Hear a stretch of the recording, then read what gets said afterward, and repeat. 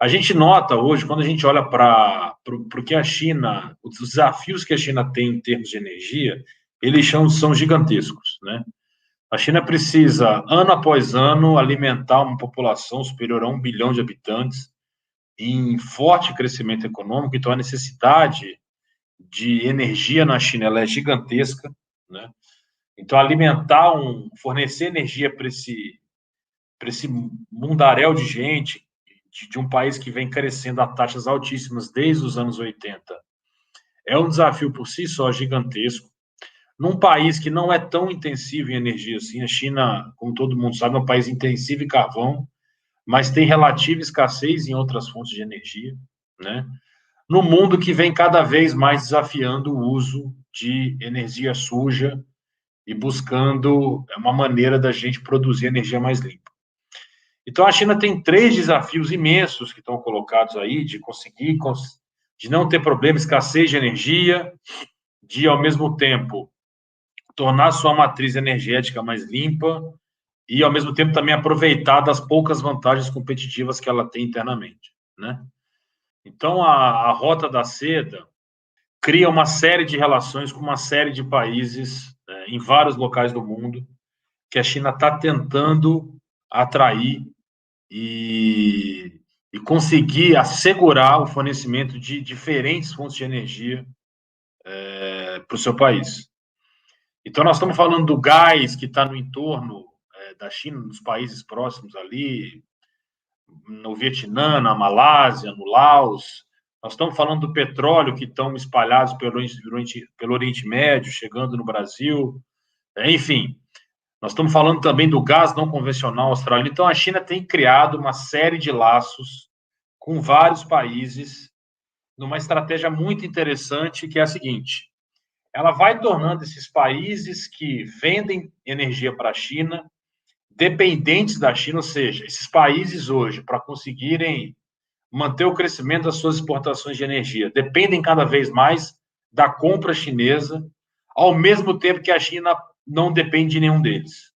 Como a China vai diversificando as compras de energia e de diferentes fontes de energia, a China ela vai se tornando menos refém de um país especificamente. Então, esse é um movimento muito que eu acho que representa esse processo. Ao mesmo tempo que a China fortalece seus laços com o exterior, ela, por outro lado, de alguma maneira, consegue manter a sua segurança, autonomia e reduzir dependência de um local específico. Por outro lado, quando a gente pensa nos desafios de se aproveitar das energias internas e também de alguma maneira, avançar em energia limpa, a China vem promovendo internamente uma mudança tecnológica absurda, né, em termos da sua matriz e de como a China vem desenvolvendo a indústria de energia localmente, né? Recentemente eu estava produzindo alguns materiais sobre comparando a posição da China nos anos 60, né, para hoje, as diferenças, né? Eu me deparei com um dado que me chamou muito a atenção. A China, em 1965, era responsável por mais ou menos 1% da produção de energia limpa no mundo, energia renovável, né? Hoje, a China já é responsável por 1/4 da energia limpa, sendo que é produzida no mundo, né? Isso com a energia renovável ainda representando muito pouco da matriz energética chinesa, né? Então, a China ela está fazendo, ao mesmo tempo, várias transições energéticas, né? Do carvão para o petróleo, do petróleo para os renováveis, ao mesmo tempo em que ela investe tanto em petróleo quanto em renovável, inclusive no carvão. Como a China tem um crescimento econômico absurdo, ela, embora a participação de cada uma dessas fontes oscile ao longo do tempo, a China consegue fazer com que todas essas energias, em termos absolutos, a produção e o consumo delas cresçam ao longo do tempo, né? Então, a gente viu até recentemente, na própria crise do coronavírus, o receio da China de ter de importar energia, de escassez e também de não piorar as condições internas de desenvolvimento fez a China, por exemplo, aumentar o uso de carvão em relação a outras fontes de energia. Então, mais do que pensar propriamente num desses objetivos, ou em ter energia limpa, ou em fornecer energia própria, a China tem uma estratégia, do meu ponto de vista, muito claro.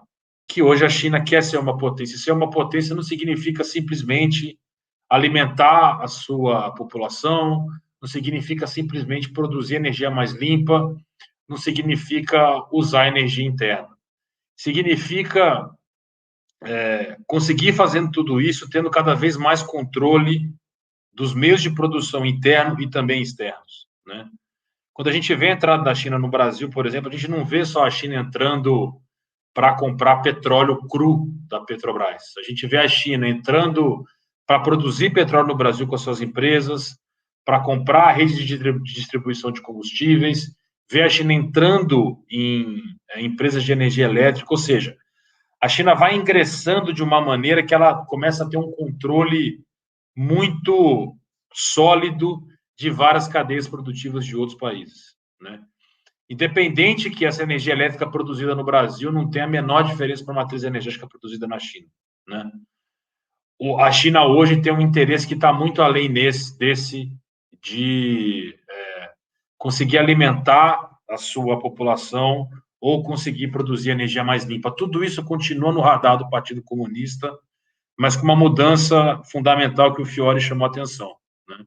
A China hoje tem um projeto muito claro de potência. E a China sabe participar do jogo de potência no século XXI, no mundo que a gente está vivendo,